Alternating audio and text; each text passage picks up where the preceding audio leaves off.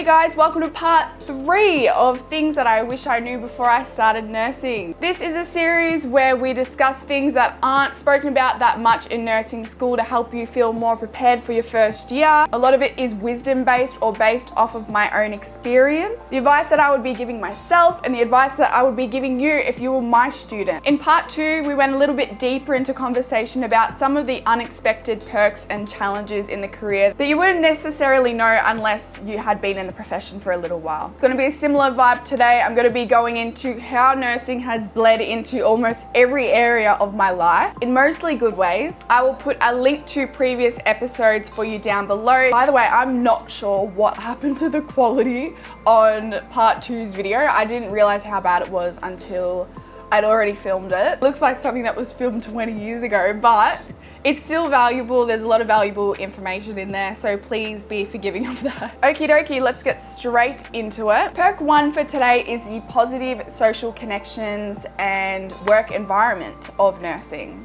That might sound a little bit confusing because obviously we are working with sick people and some really upsetting situations, but because of that, the staff and your colleagues almost counteract that vibe. Got to be in a good mood for our patients. We all get each other through. The nature of your team and your regular staff members that you are working with matters so much. The team make or break the workplace that you're in. You can have your favorite area of work. Let's just say you really love ED. If the ED is poorly managed and there is crappy staff there, you're not going to want to work there. I have definitely signed contracts in places that I wouldn't normally go or places that wouldn't interest me because the team there have been so lovely and so supportive, and it makes the work so much more enjoyable. It makes you more motivated, constantly going to be meeting new people, usually like-minded individuals as well from all different backgrounds and ages. You're going to be meeting new patients every day and patients' families, and you can build a rapport and really get to know and build relationships with so many different people and create a really good social network and social environment for you, especially because as nurses, we are working different schedules to all of our friends and family as opposed to other shift work jobs where you might not have as much as a good social environment. You've definitely got that in nurse. Perk 2, we've got character development. This job is character development on steroids. You are going to grow as a person in this profession no matter what age you are, especially if you are younger though. You're going to develop something I call hyper maturity. You're going to see so much compared to other people your age. You will be tested and rewarded in ways that you cannot imagine. It also teaches you so many valuable life skills such as communication, asserting yourself. It builds your confidence up, teaches you how to set boundaries, be resilient, to have grit, how to stay calm under stress, handle difficult emotions and difficult people. Definitely gives you a little bit of spice, a little bit of seasoning, gives you a really great perspective on life as well. Perk 3 is that it teaches you organizational and time management skills which carry over into your personal life. The organizational skills that nursing drills into you spills into literally everything. My brain now runs like a mini nursing station with lists and priorities. You start managing your life the way you start managing your shift. What's important, what's urgent, what can wait. You'll see that you're much better at thoroughly assessing a situation, looking at the big picture, your problem solving skills. It all just really becomes second nature. It's made me so much more organized and productive. All right, now let's talk challenges. Challenge 1 is that you're going to have lower tolerance to stresses in your life.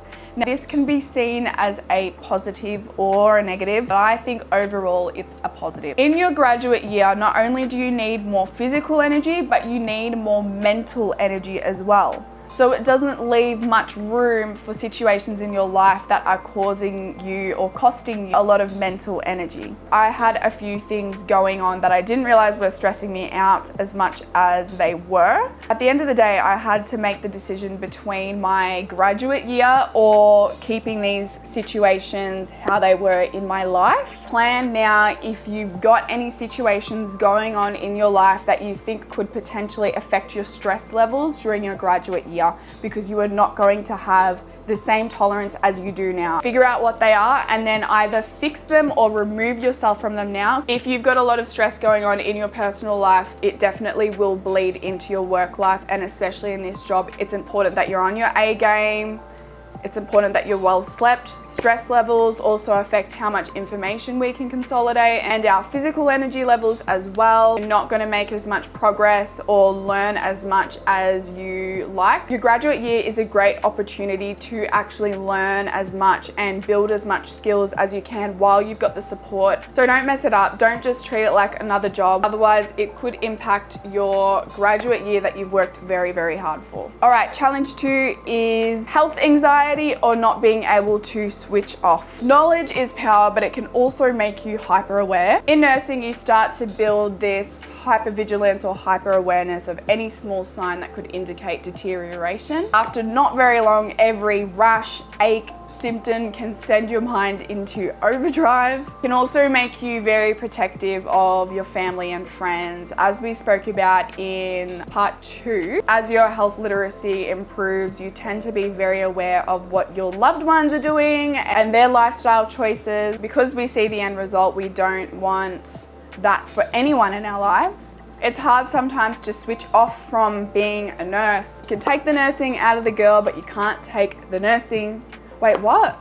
You can take the nursing out of, wait, no, you know what I'm trying to say. It can create conflict if you become overbearing or you're giving people health advice on things that they didn't necessarily ask for. It's all coming from a loving, concerning place, but just be aware that your brain is constantly assessing people. Try to turn it off and enjoy yourself where you can. Okay, challenge 3 is imposter syndrome. Now, if you haven't heard of imposter syndrome, I will put a definition on the screen above. Basically, they're just feelings of undeservingness or incompetence, and it's more common than what you think. Especially in the early days, you're trying to look cool, calm, and collected, and on the inside, you feel like you've got no idea what's going on. It can lead to feelings like you're constantly missing something, you're not cut out for the job, that you are stupid. Other nurses that you started with have it all together and you don't. Guess what? They're probably feeling the same thing. You can start to overthink or second guess your decisions, or negative self-beliefs that you have about yourself will definitely show up. So it's a great time to learn about yourself, do some shadow work, self-love, because it's all not true. Imposter syndrome just basically means that your confidence doesn't match your competence. If you've got imposter syndrome, there's nothing wrong with you. It actually shows that you care. You can do it. All you need to know in the beginning is where to find the information that you don't know. Rome wasn't built in a day. You're not going to know everything there is to know about nursing a week, 2 weeks, a month, 6 months. Find yourself that you do deserve to be there, and that if you don't know something, it doesn't mean that you're stupid. Not knowing things is normal. Like I said, we're learning things every single day. It doesn't mean anything about you. It just means that you haven't had the opportunity to experience and learn about it yet. And what matters, like I said, is that you know where to find the information and that you're being safe. You're able to communicate, you're able to speak up and ask for help, you're able to speak up and say you don't know something. These are actually difficult skills, and skills that you probably didn't get taught in nursing school. I really hope that you've enjoyed the series so far and that you found a few helpful tips. In the next episode, I'm going to be going over how you can make the best impression possible in your first year as a nurse. If that's something that you're interested in, which you should be, keep an eye out for it. Any questions or anything you want me to cover, please let me know, and I'll see you in the next one.